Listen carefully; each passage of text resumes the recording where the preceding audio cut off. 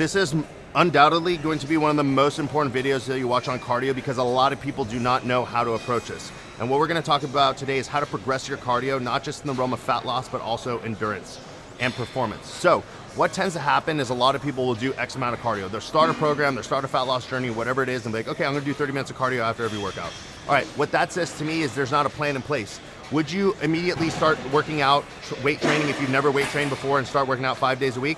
A lot of you guys would, but again, that shows me that you don't understand the concept of adaptation and how starting with the least amount possible is the best way because it allows so much on the end. Think about it this way.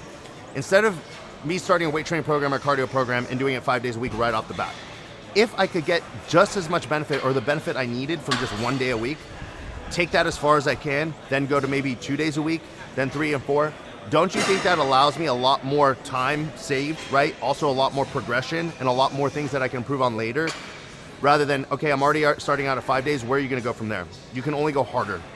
And your body's going to adapt either way. It's not going to yield any more benefit. You might have an initial benefit, right? Because you're burning a little bit more calories, but again, your body's gonna adapt very quickly. Your heart's gonna adapt, your muscles are gonna adapt, your skeletal structures are gonna adapt, and that 5 sessions of cardio is now gonna be a breeze quicker than if you were to start with 1, then 2, then 3, and piecemeal it. So, what am I trying to get at the end of the day? The same way that you'd approach weight training and start with a simpler exercise and progress it to a harder one, right? Or start with a lightweight and go to a higher weight, low reps, and adjust in that way, the same way we're gonna approach your cardio. So, I always recommend the best way to start. This is just, again, this is not a prescription saying that you should do this. This is personally just what I like to generally start my clientele on. I like to say if somebody's not doing anything at all, like starting 3 cardio sessions at 20 minutes to get an hour a week is amazing, right?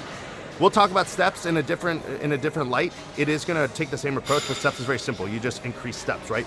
Cardio is a little different. You have different methods, you have time, you have distance, you have intensity, etc.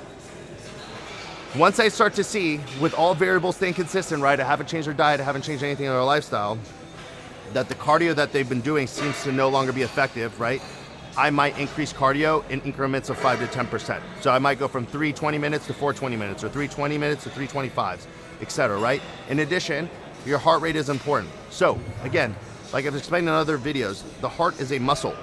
As the heart gets stronger, it pumps blood more efficiently, it can keep the heart rate down and make that easier. So let's say that I do 3 20-minute sessions of cardio and I keep my heart rate at 130 beats per minute, right? At X speed, right? So every time I do cardio for 20 minutes at X speed, my heart rate is 130. Eventually, that heart rate is not gonna be 130, it's gonna be 129, 128, until it gets to literally like it is such a breeze for you to do that because you're not making it harder. It's the same thing as where that 5-pound dumbbell curl that you're doing, right? After time is going to start to become easier and you could do more of it and longer, right? So you need to increase the weight. Same thing with the cardio, but you wanna do it as minimal as possible. You wanna go from a 5-pound dumbbell to a 25 dumbbell right away, right? You wanna go from a 5 to 7.5, maybe even hold that for a bit to a 10, right? Same thing with cardio, you wanna piecemeal it. Ultimately, at the end of the day, another thing you have to realize, heart rate is independent of calories burned, okay? Your heart can be working very hard to pump blood to the muscles, but that doesn't necessarily mean you're burning more calories, okay? It is how efficiently your heart is pumping. So if I walk a mile, if I walk 1 mile and I'm in a horrible shape, but I weigh the same amount as if I were in amazing shape, I'm gonna burn the same amount of energy because essentially roughly around the same amount of energy because I still have to carry that body. But my heart rate's gonna be higher because I'm in less shape. My heart has to work harder to pump blood into the muscles to allow me to do that. The same thing with your cardio. So you need to keep the heart rate up though because your fuel sources and the efficiency and how hard you can go improves. For instance, if I were to run a mile in 10 minutes, right? If I want to keep that 10 minutes as my time, if my heart gets stronger, I can run that 10-minute mile faster. So in 10 minutes, I could get up to running a 1.5 miles. You see the importance of having cardiovascular activity in improving your heart is because you can go harder for longer, which ultimately means you can burn more calories. It doesn't mean that your heart rate being higher means you burn more calories because your heart rate is higher. If you're able to handle a higher heart rate, you are able to go harder and burn more calories. That is the important point to take home here. So the whole topic has been like, how do you progress your cardio, or why is it important to progress your cardio? Ultimately, at the end of the day, because the heart is a muscle and you want to get the most output for the least amount of input, right? So you want to do the least but get the most out. That is gonna happen with a strong heart. Again, you can choose different methods, but plenty of y'all, I've seen this all the time. I do, I have someone come and they're like, yeah, I do 30 minutes of stairs, then I do 15 minutes of bike, 15 minutes of elliptical. It's like, why? Why do you do that? What is the point of that, right? You're not confusing anything.